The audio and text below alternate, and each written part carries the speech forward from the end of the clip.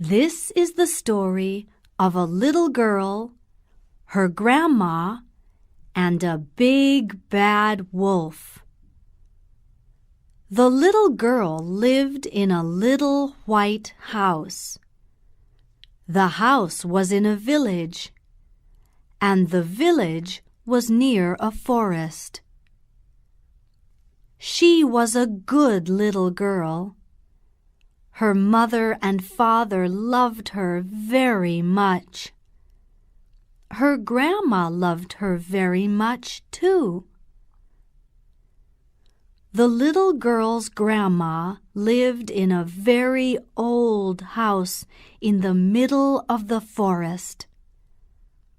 The little girl often went to her grandma's house. One Christmas, Grandma gave the little girl a beautiful red cloak with a hood. "Oh, thank you," said the little girl.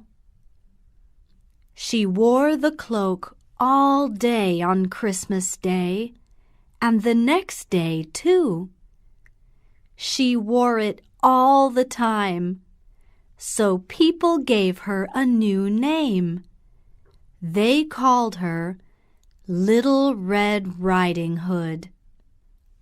One day, her mother said, "Little Red Riding Hood, your grandma is ill. Go to her house and take her this basket of bread and butter.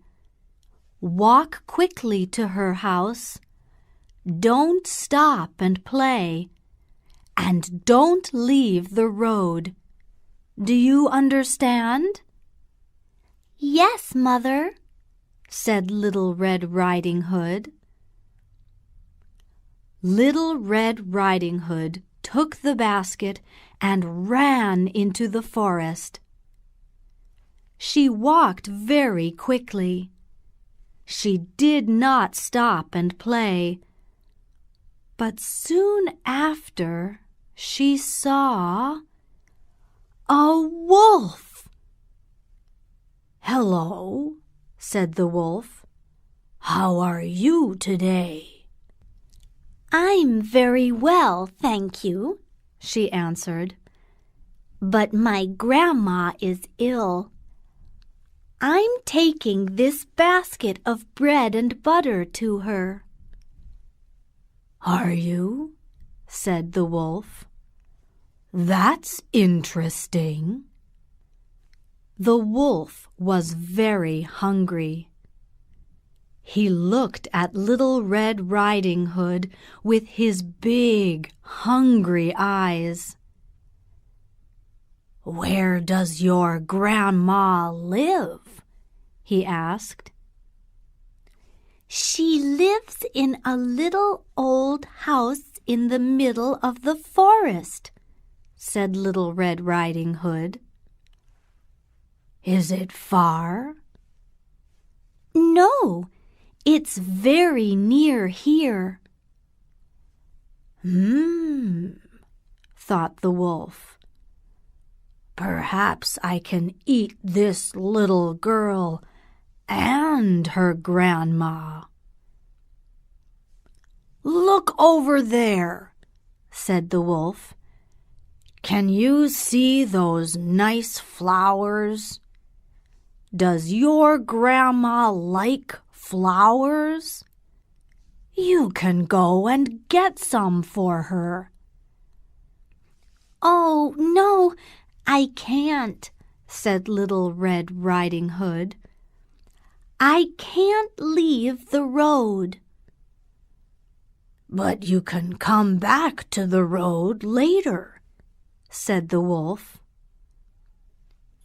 "Yes, that's true," said Little Red Riding Hood slowly. "I can. Oh, all right." So she walked through the trees to the flowers. Now the bad wolf ran quickly to Grandma's house. He went to the door and knocked. "Who is it?" called Little Red Riding Hood's grandma. "It's me, Grandma," the wolf answered. "It's Little Red Riding Hood." "Open the door and come in, dear." "Where are you, Grandma?" called the wolf. "I'm upstairs in bed, dear. I am ill today, and I can't get up." "I've got some nice bread and butter for you," called the wolf. He went up the stairs and ran into Grandma's bedroom. Then he jumped onto the bed and opened his big mouth and ate her. The wolf put on one of Grandma's night dresses and got into her bed and waited. He waited for Little Red Riding Hood. Little Red Riding Hood got lots of beautiful flowers in the forest. Then, suddenly, she remembered her grandma. "Oh, dear," she said, "I'm going to be late." She ran back to the road, and soon she came to her grandma's house. She stopped when she saw the open door. "That's strange," thought Little Red Riding Hood. "Why is Grandma's door open?" And she went in. The wolf heard Little Red Riding Hood. "Who is it?" he called. "It's me, Grandma. It's Little Red Riding Hood." "I'm upstairs in bed, dear," called the wolf. "I am ill today, and I can't get up." So Little Red Riding Hood went up the stairs. "Grandma's voice is very strange today," she thought. "It's because she's ill." Little Red Riding Hood went into the bedroom. "Hello, Grandma," she said. "I am sorry you are ill today. Look, I've got some nice bread and butter for you, and some beautiful flowers." "Thank you, dear," said the wolf. "Put them on the table and come here." So Little Red Riding Hood put down her basket and went to the bed.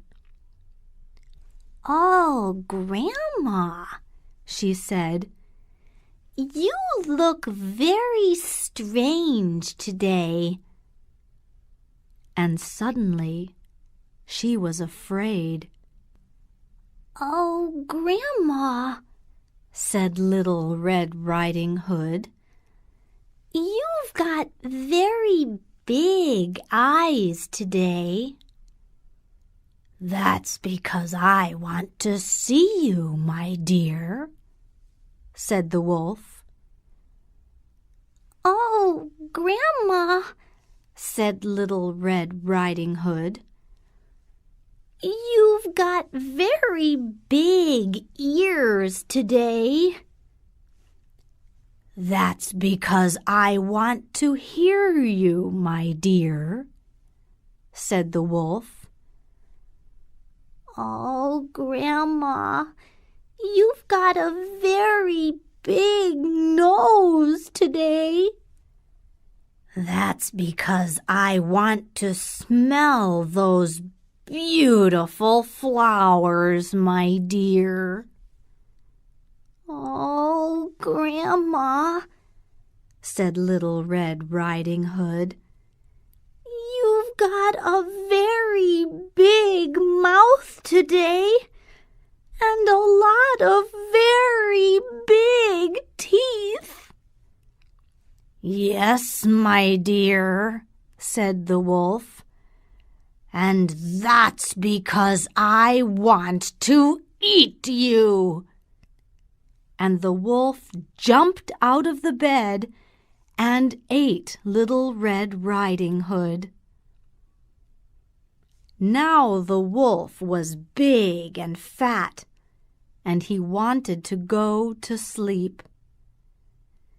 He took off Grandma's nightdress and put it on the floor. Then he got back into bed and went to sleep.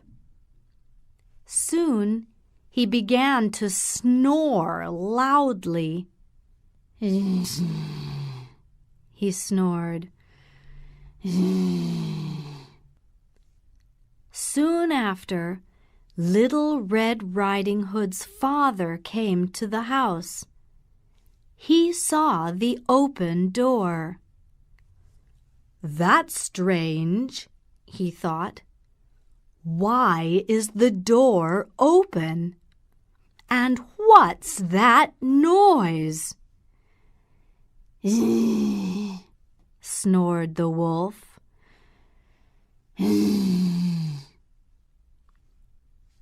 Grandma's voice is very strange today, thought Little Red Riding Hood's father. He went upstairs to Grandma's bedroom. He looked at the bed and saw the wolf. "It's you," he said. He knew about the wolf.